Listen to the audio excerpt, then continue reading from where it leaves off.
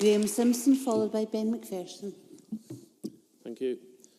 Scotland is a progressive, outward-looking nation. Migration strengthens our society, and our nation benefits from the skills, the experience and the expertise of those individuals who've chosen to live, work and study in Scotland.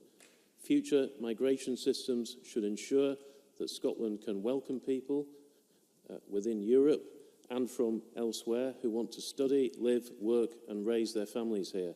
Presiding Officer, these were the opening words of the Scottish Government's migration paper, and they're words that none of us would disagree with. Scotland needs immigration, but so does the rest of the UK.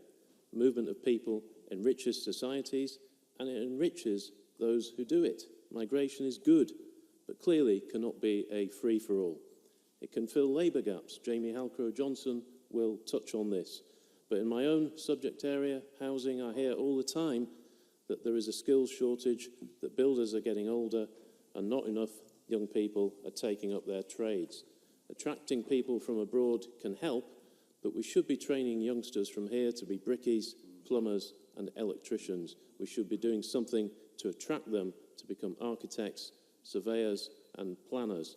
There is much in the Scottish Government document to agree with. The 7 principles in the paper, for example, that migration policy should address the needs of all Scotland, attract the best talent, protect workers' rights, enable families to be together, focus on what people can contribute, not what they can afford, and be controlled.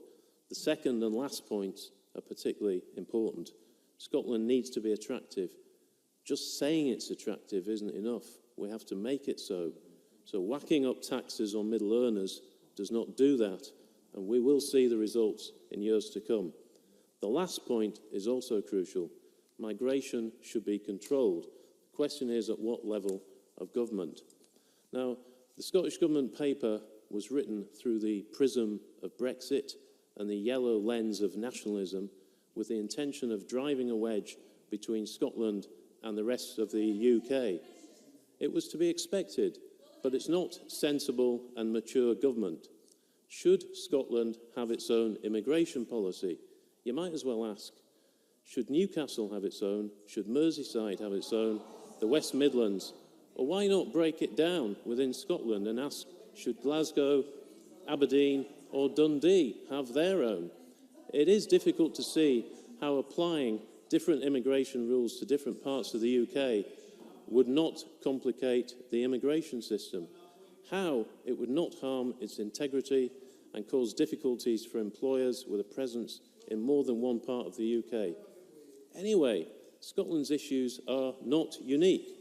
As Dr. Madeleine Sumption of the Migration Observatory at the University of Oxford told the Scottish Affairs Select Committee last month, there are other areas of the UK that are experiencing population decline or would be experiencing population decline if it was not for migration.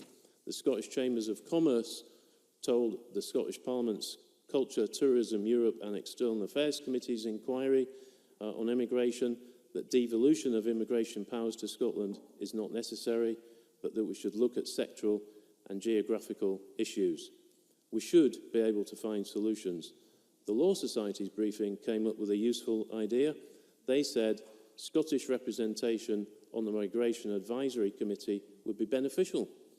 Active review of the Scottish shortage occupation list would also be welcome to ensure the list genuinely reflects skills shortages in Scotland and can be updated and amended as necessary to meet the needs of the Scottish economy. So we should look at that.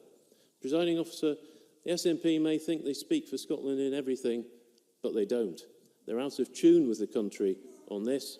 The people don't want a different immigration system here. And as Jackson Carlaw mentioned, polling by NatSen found that 63% of Scots did not believe it should be easier for EU migrants to come to Scotland compared to the rest of the UK, while only 24% agreed it should.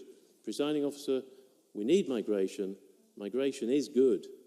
I back the amendment in Jackson Carlaw's name.